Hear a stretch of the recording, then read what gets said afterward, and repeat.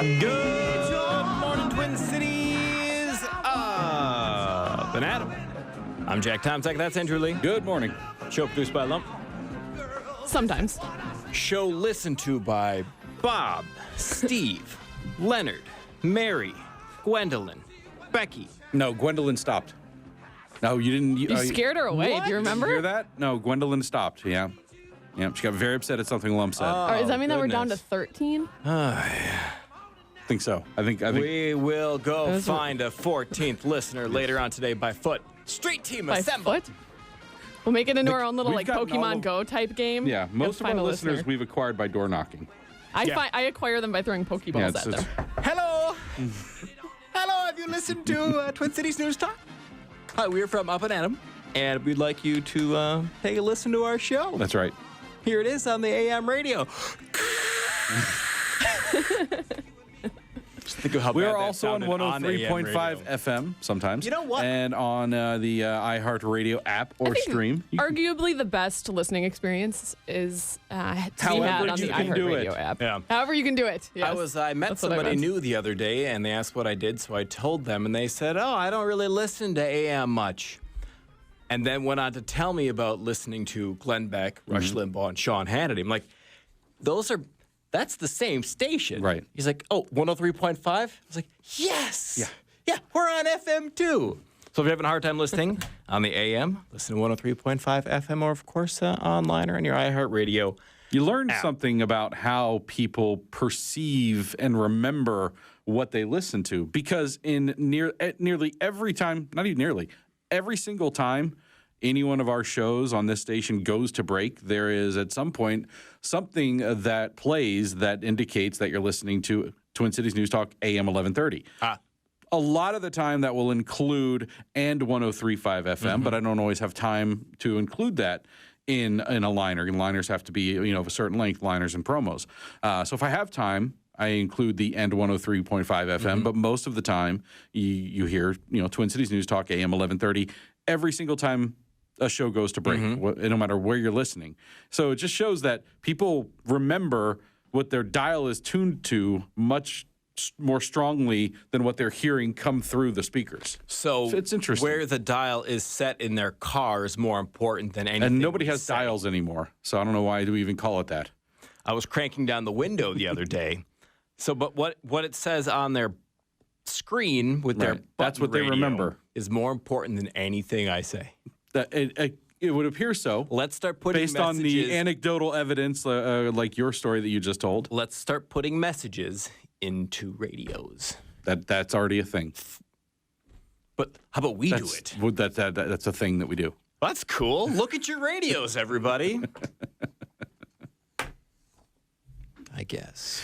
Breaking news this morning, if you're just waking up, this happened last evening. Terrible news out of France. At least 84 people are killed. It's the latest count from French authorities. 84 people dead, several others seriously injured when a suspected terrorist drove a large truck into a crowd that had gathered for a Bastille Day fireworks display in the southern French city of Nice.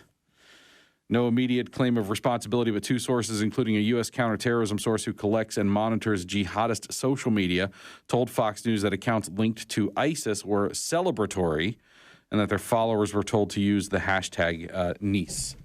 The truck was apparently driven by a man named Mohammed Boulel. What were Muhammad's motivations? Here's what we know so far about the man driving the truck. His name is Mohamed Boulel. His ID card found in the truck shows that he's a 31-year-old French man of Tunisian descent. He was known to police in connection with common law crimes such as theft and violence. Investigating sources said his last appearance in court was as recently as March when he was found guilty of violent conduct. He worked as a delivery driver. His home has been searched by police. A number of his relatives have been spoken to by police.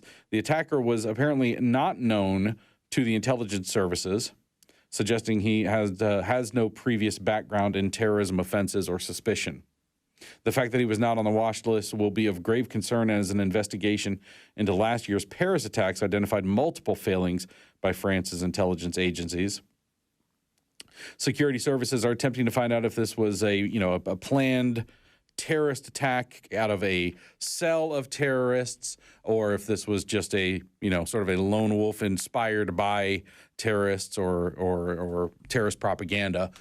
Clearly, it's being described as a terrorist attack. The driver was shot dead by French police. So we'll stay on top of this story throughout the morning, of course. And was it just a truck, or did he have anything else in the vehicle? Just a truck, as far as I know. Okay. All right, we will be talking about that all morning. We will run that past Congressman Tom Emmer, who will be calling in at 8 o'clock. Prior to that, at 7:30, congressional candidate Jason Lewis. Also, I've got an interview with our evening drive guy, Joe Paggs. And right away in the next segment here, Patty Robinson with Project Delta coming in to talk about her charity. And if you want to comment on this, 651-995-855, you've got comments, thoughts. This is something that we'll sort of just stay on top of throughout the morning. Parody song contest today? I know things got a little hinky and schedules moved around late last night, so are we still doing that? As of right now, okay. It is still planning on doing the parody song contest. Lump, do you remember what our prize is? No. we will be that. I do not. It's okay. Parody song contest will be the thing that pulls I think this world out of its slump. Just adding on to the breaking news, I'm just seeing this. This is updated by Fox News just very recently. Among the 84 people killed include a father and son that were from Texas. 10 children drove a heavily armed truck. That's how Fox News is describing it, but I don't know exactly what that means. Heavily armed truck into a crowd gathered along a packed promenade where thousands of revelers had gathered to watch fireworks and celebrate Bastille Day. Yeah, I think it was loaded with weapons, so something that I think would indicate that it's not just some lone idiot with a truck. It's a lone idiot who had help collecting guns, but we will have those details as they come in. Yeah, loaded with guns and hand grenades. Yeah, I don't know where you'd get a hand grenade. I think that takes some doing. All right, let's take a break. When we return, we will have in studio Patty Robinson from Project Delta.